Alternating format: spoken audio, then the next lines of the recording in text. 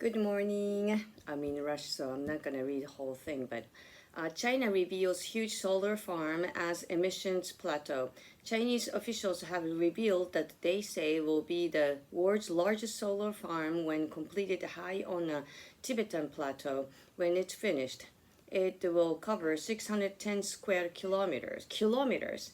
The announcement comes as a study released August 21st found that China's carbon emissions were down 1% in the first 6 months of 2025 compared to a year earlier.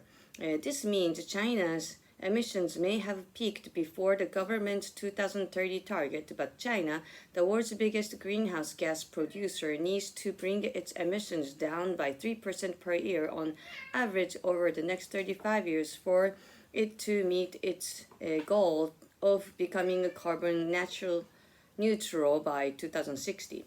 China's emissions have fallen before during economic slowdowns.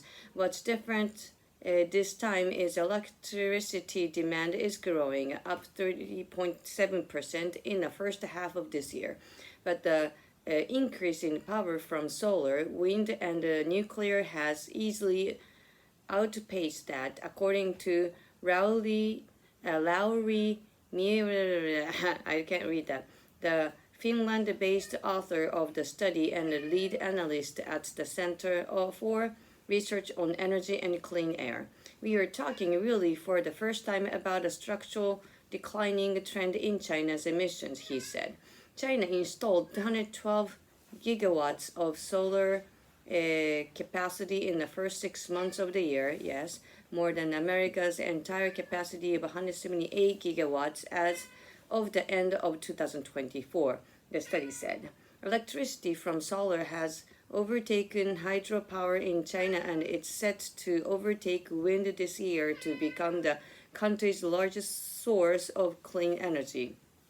Li Shuo, the director of the China Climate Hub at the Asia Society Policy Institute in Washington, described the plateauing of China's carbon emissions as a turning point in the effort to fight climate change. This is a moment of global significance, offering a rare glimmer of hope in an otherwise bleak climate landscape, he wrote in an email response to the Associated Press. It also shows that a country can cut emissions while still growing economically, he said. However, Li warned that China's heavy use of coal remains a serious threat to progress.